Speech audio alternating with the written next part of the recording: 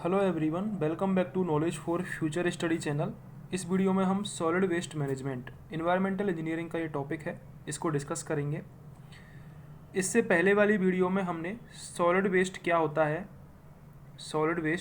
है, उसके टाइप्स क्या क्या होते हैं, सॉलिड वेस्ट मैनेजमेंट की प्रोसेस क्या होती है, स्टेप्स कौन कौन से होते हैं, और डिस्पोजल का जो मेथड होता है सैनिटरी लैंड फिलिंग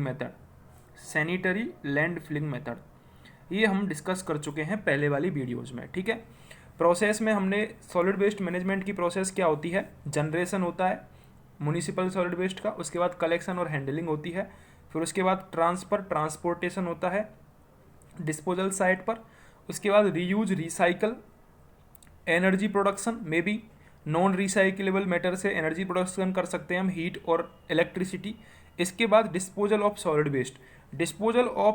वेस्ट में फर्स्ट हमने पढ़ लिया सैनिटरी लैंडफिलिंग। जो सेकंड है डिस्पोजल ऑफ सॉलिड वेस्ट में, वो आता है इंसिनरेशन और पायरोलाइसिस। क्या आता है? पायरोलाइसिस और इंसिनरेशन।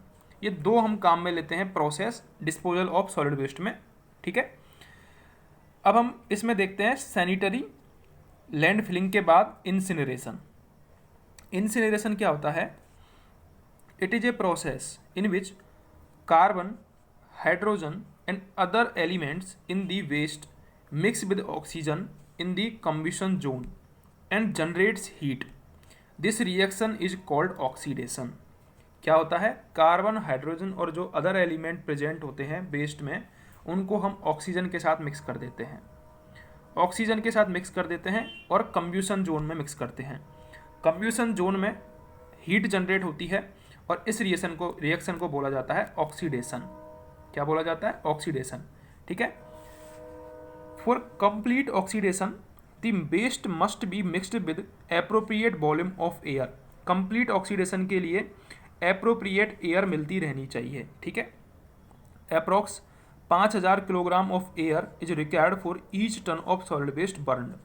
सॉलिड वेस्ट को जलाने के लिए, एक टन सॉलिड वेस्ट के जलाने के लिए कंब्यूशन जोन में हमको लगभग 5000 किलोग्राम एयर चाहिए। 5000 किलोग्राम एयर चाहिए होती है। ठीक है, थर्ड पॉइंट है proper temperature must be maintained for suitable length of time. Suitable length of time के लिए प्रॉपर टेम्परेचर मेंटेन होना चाहिए। ठीक है, तो ये था इंसिनरेशन के बारे में।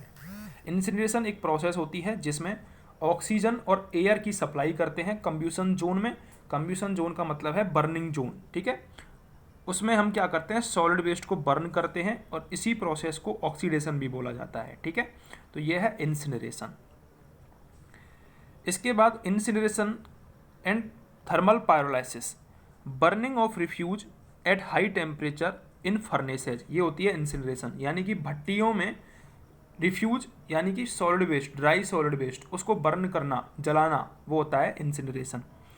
It is widely used in USA. ये जो मेथड है इंसिनरेशन का, ये यूएसए में काम आता है, इंडिया में काम नहीं आता है, क्योंकि जो इंसिनरेशन के लिए कैलोरीफिक वैल्यू होती है, कैलोरीफिक वैल्यू, ठीक है, यानी कि टेम्परेचर ज़्यादा चाहिए होता है। सिंपल शब्दों में बोला जाए तो हाई टेम्परेचर चाहिए होता है और वो कॉस्टली पड़ता है।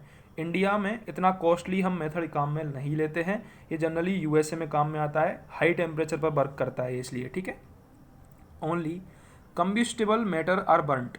The left out ashes and clinkers after with non-recycled incombustible matter may be much as 10 to 25% which has to be displayed by some other method. क्या बोला गया है इस लाइन में कि एक तो combustible matter होता है, combustible matter यानी कि जो जलने योग्य चीज़ है वो तो जल जाती है, जैसे कि ऑर्गेनिक मैटर हुआ वो तो जल जाता है, लेकिन एस बचती है इसमें और क्लिंकर बचता है। एस और क्लिंकर बचती है जो कि 10 से 25% तक होती है।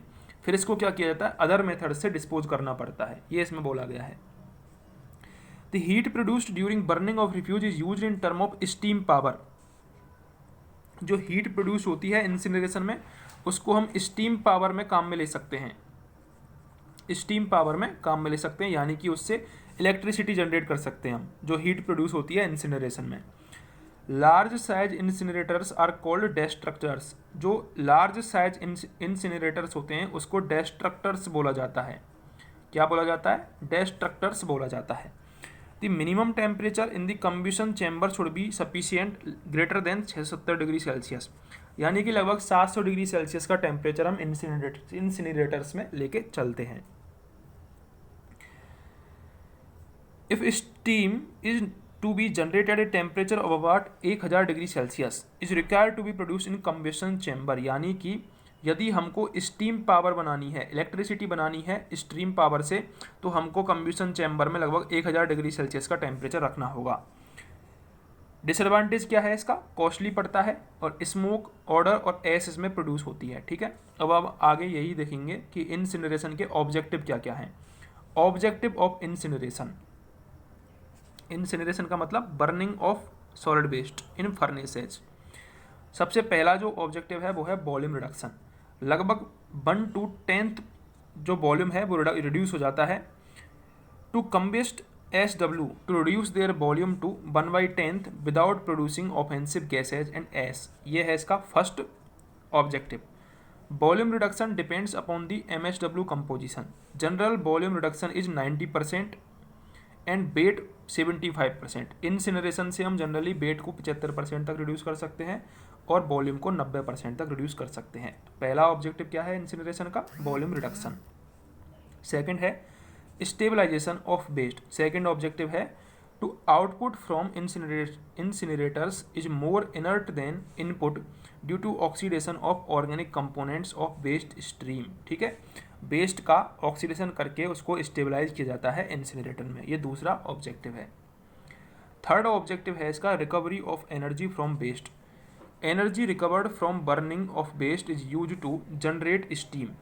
स्टीम पावर हम जनरेट कर सकते हैं किससे?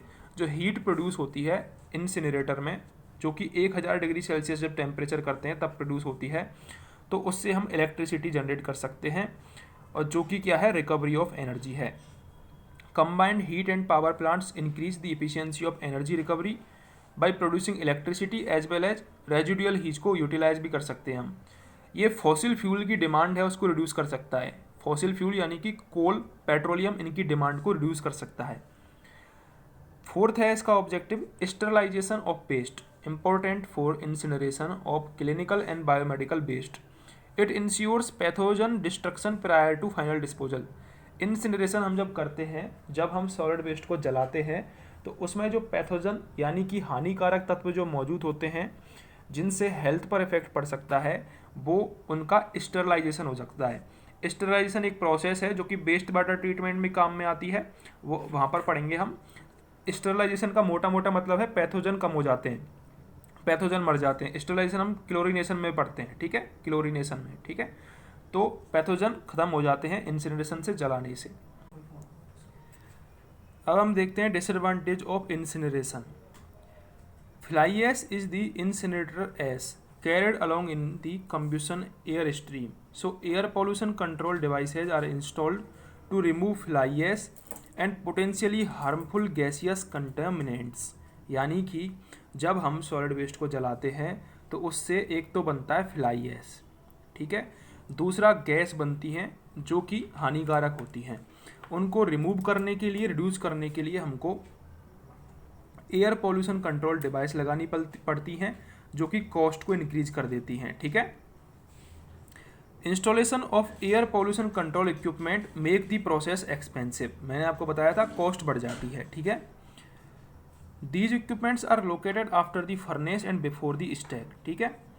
इसके अलावा, कॉस्ट के अलावा, इससे जो गैसें निकलती हैं वो भी हानिकारक होती हैं, ठीक है।